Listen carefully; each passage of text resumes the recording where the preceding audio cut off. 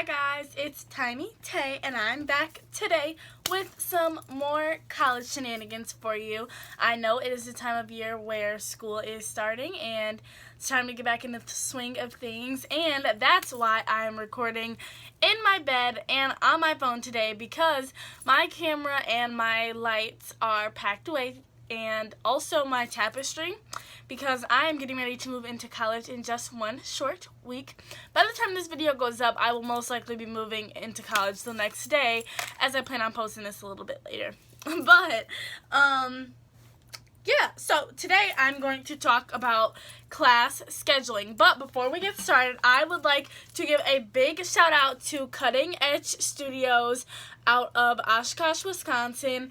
I ordered this at a fair. It was a fest. It was called Rib Fest. It has my logo on it, Tiny Tay's Shenanigans, with the YouTube in the middle, and it's teal, my favorite color. If you know me, you know I do carry around a water bottle with me everywhere I go because I'm thirsty. I don't like to use plastic, and it honestly helps me stay hydrated throughout the day and remember to drink and take time to be hydrated, because that is something that can slip your mind so easily. The lady was so sweet in taking my order and just so willing and accommodating to get me this specific water bottle, because this one wasn't being shown at the fest. It was just a plain water bottle. She was just selling the water bottle, not the design, obviously, because this is my logo. But she was very sweet and put it on there for me, and I got it within 4 weeks. And if you know anything about how long it takes to do metalwork and honestly any kind of like tumbler art, it takes a long time. So 4 weeks is not a bad turnaround time at all. Please check out their Facebook. I will be linking it below. Please, if you're looking for any kind of wine, the wine stainless steel cups, the mugs, anything, please check them out. 10 out of 10 recommended. Super sweet, and it's a nice small business to support instead of supporting Amazon or any of those other big companies like Walmart. So let's get into our video today. The first thing I would like to say about class scheduling is, when watching this video, please know yourself and know what you like and what kind of student and person you are. College, for me, really turned me into a morning person. I like to have my classes early and get things done and be back, in my dorm or on to the next activity or, doing the next thing by 3 or 4 in the afternoon. Some people prefer night classes. Some people only have the option to take some night classes depending on their schedule. So really, you just got to know yourself. And that's just a big disclaimer I want to say before I get started on this video, because these are general tips. But if you don't know yourself and what kind of student you are, it really will not help you. In high school, I was the kind of student that could not get out of bed. I was dragging my feet every day. I would sleep past my alarm clock. I would literally sleep until the time I had to walk out of the house. It was crazy. High school was... But college, like I said, up at 8:30 every day, ready to go by 9, in class by 9:30. So I got my trusty iPad here, obviously my favorite color. I got the good Starbucks pop socket going there. So let's get started with tip 1. Tip 1 is, do not schedule based on time or day, but schedule based on teacher. This is something that I had to pay a lot of attention to, because for me, by 4:30, 5 o'clock at that time of the day, I'm drained. I'm sleepy. I'm nodding off in class. I'm hungry. I need a little pre-nap. First semester, I had a class that went into 4:45, and it was a class that you took a quiz in every day, so I could not miss the class. And this was a long class, too. It was from 3 to 4:45 every Monday, Wednesday, Friday, I think. Something like that. Yeah, that was a big regret, because I made my schedule on move-in day, so I literally had to get kind of the last picks of classes and times, and that was pretty stressful for me, just because, like I said, by that time of the day, I'm drained. I have chronic fatigue syndrome, so honestly, at 2 p.m., I'm ready for a nap. So by the time 4:45 rolled around, I was sleeping in my class, and that was one of his rules: do not sleep. And that was something that, luckily, I had to get enough friends to wake me up every time I nodded off or every time my eyes closed just a split second. But please take this into consideration. Like I said, know yourself. Do not schedule based on time or day, do it based on teacher, and I'm going to tell you why.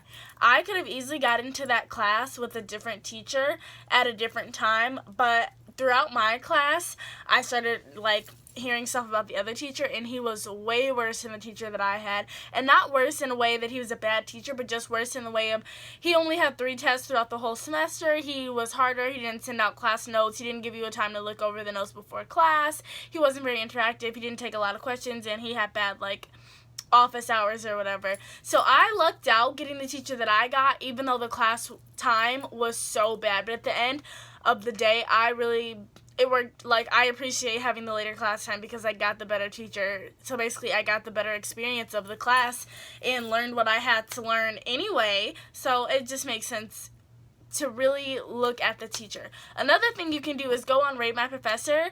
This is something that I was hesitant about because I was like, I don't want to have biased opinions on my professor before I even get into the class. But then I was like, you know what? It can only help me. So I used it for picking my next semester's class, and honestly it gave me a pretty good outlook on what to expect for the class. One of my classes is online, and it's pretty easy class until the last few weeks you have to write a 10-page paper. Of the teachers and the options that I had weighed out and looked at the rates of my professor, the 10-page paper at the end of the class was not as bad as the other teachers could have been for me. So I took the 10-page paper. That's not very hard for me depending on the topic, and also I'm a very good writer. So I didn't think that would be difficult for me, so I chose to pick a class with that teacher, and the time just happened to work out. But again, if you know yourself and you know that you're not going to be waking up for that 9:30 a.m. and that's a core class that you need, pick a different class. Even if the teacher is not what you really want, you got to do what you got to do sometimes. Also, with that being said, I'm moving on to my next tip, and my next tip would be for if you're watching this video and you kind of are relating to how I am with my schedule-wise, liking to be up early and liking to be done early, do not stack your classes. Do not stack your classes. My first semester, my classes were stacked. I have a pretty small campus, so I had 5 to 10 minutes between each class. And I think I had one hour break in between my lunch and my next class after that. And the cafeteria and my next class happened to be really close to each other, which is convenient for my meal plan because I had the unlimited swipes. So it wasn't a problem for me to spend an hour at lunch, and wait for my next class. But let me tell you, some of those days I really wish I had time to get a nap in. I really wish that I would have planned better because my next semester, which would have been spring past semester, I gave myself breaks in between classes, at least I want to say an hour or 2 hours in between each class, and I was able to run errands within those hours, get things done, go to meetings, take a nap if I needed that. If I stayed up too late the night before or if I was just tired, I was able to grab food and still go take naps. That was a blessing for me. That was wonderful, and I wish I would have gotten able to do that my first semester, but again, I really got to pick the crap classes first semester, and it doesn't really make a difference because those were classes that I would have had to take anyway. But stacking your schedule is I'm sorry, I didn't even explain what stacking your schedule is. Stacking your schedule is when you have your first class at 9:30, that goes to 10:30, your next class at 10:45, and that goes to 11:30, and then your next class after that 12 to 1.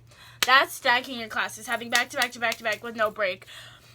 Honestly, I know many of you probably don't go to small schools like I do, especially if some of my hometown followers are watching this. I know a lot of you go to Marquette, UWM. You have longer breaks in between your classes, and that's nice, but also you have to walk halfway across the campus. So unless you're eating a granola bar or something, you're not really going to have time to sit there and eat a pasta meal and still be able to make it to that class on time. Also, you never know if you're going to need that extra time to do homework, to study.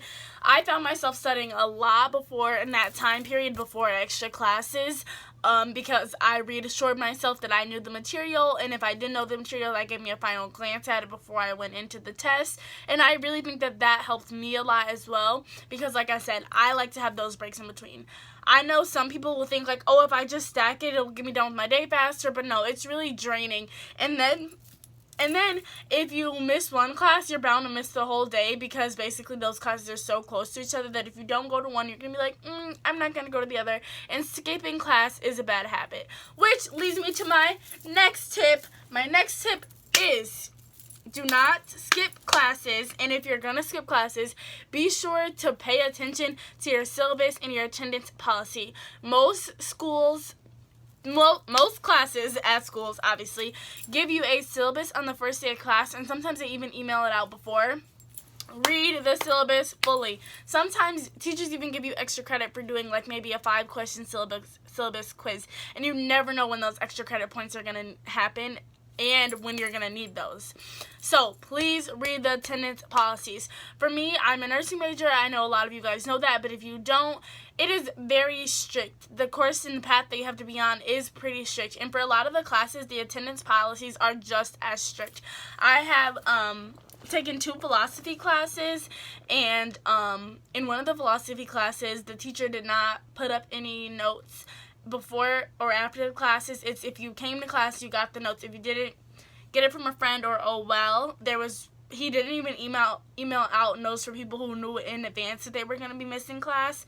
He was really strict. I had another philosophy teacher, like I said, we took a quiz every day, and if you missed more than 3 quizzes, he said don't even come, because every quiz was worth 10 points, and at the end of the day, if you miss already 30 points, it was kind of impossible for you to get a passing grade, because the quizzes were weighted so heavily, and all we did in that class was strictly quizzes. We had no tests, no anything else except quizzes.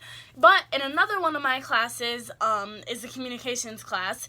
There was no attendance policy, and my teacher was very understanding. However, if you're gonna come to class, don't come late. That was her rule.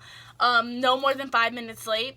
And that's acceptable, because I lived pretty close to the room that the class was in.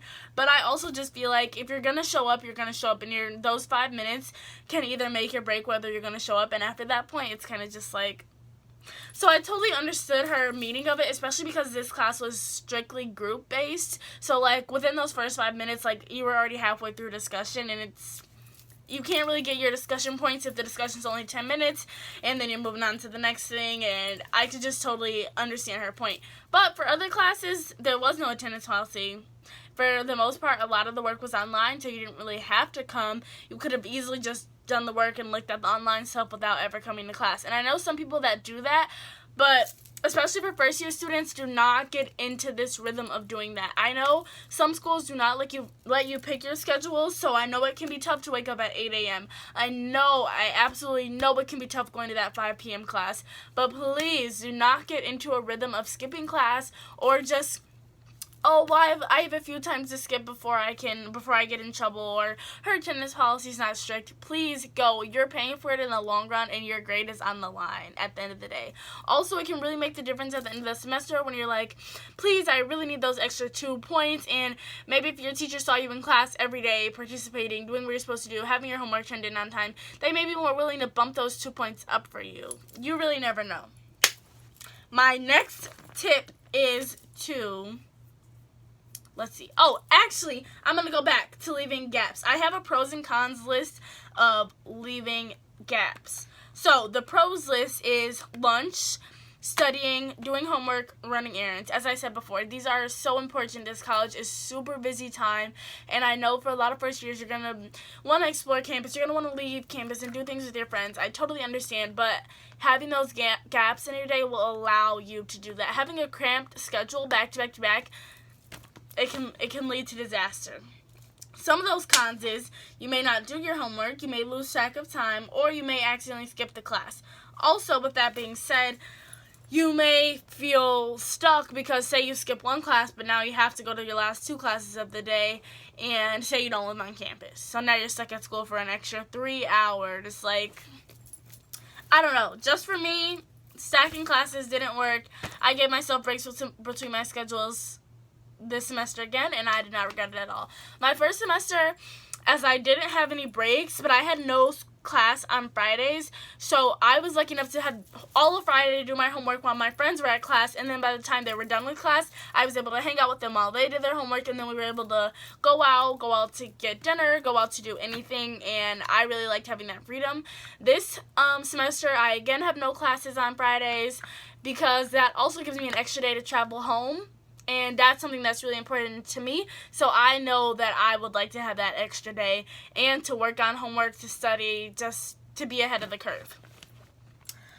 Let's see what else is on my list. Oh, lastly, most importantly, my school is sending out emails for this right now, actually. I need to hurry up because I don't want this video to take forever. Okay, most important. If you really need this class, and I know a lot of schools sign up for spring classes kind of in like March. My school gets out in May, so I signed up pretty early for my classes. By the time April had hit, I already had my schedule for this fall. That's my school though. I know some schools get out in June, some schools get out later, whatever. Some schools don't fill out their class schedules until like fall begins, and I'm like, stressful. Anywho, oh, I forgot what I was gonna say. Alright, well, let's look back at the list. Oh, when going for classes, how my school works is that it goes by seniority. Obviously, seniors get the first pick as they need to graduate that year. Juniors, sophomores, freshmen. So, fast forward last year, not a lot of my classes were on the wait list, but a lot of my friends had to wait list for their classes, and it is kind of stressful, especially if it's a class you need before even applying to your program.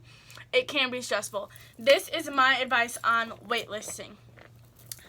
As my school does, and I'm sure many other schools, the first week you can drop the class with no repercussions. You don't pay for it, you don't get in trouble, you can refill your schedule with something else. It's literally just, if you don't like the class, if that's not the class for you, you need to switch times, don't work out, you can drop it with no repercussions the first week. The first week after classes, that first week classes start, you have no repercussions on dropping any class.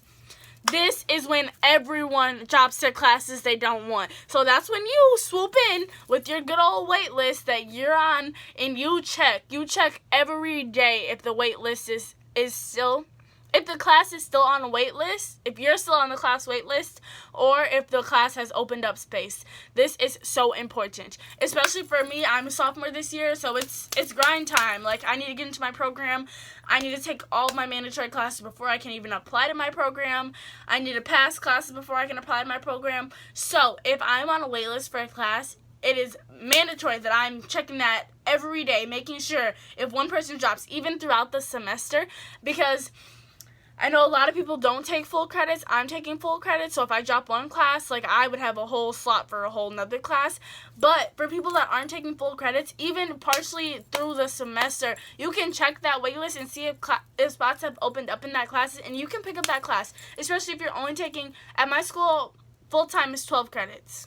If you're only taking 12 credits, you have 6 other credits to be able to fill up, to be able to get onto that wait list, off of that wait list. Check every day. That's my advice. Bye, guys. I really hope that you enjoyed this video on class scheduling. Good luck to everyone when class starts.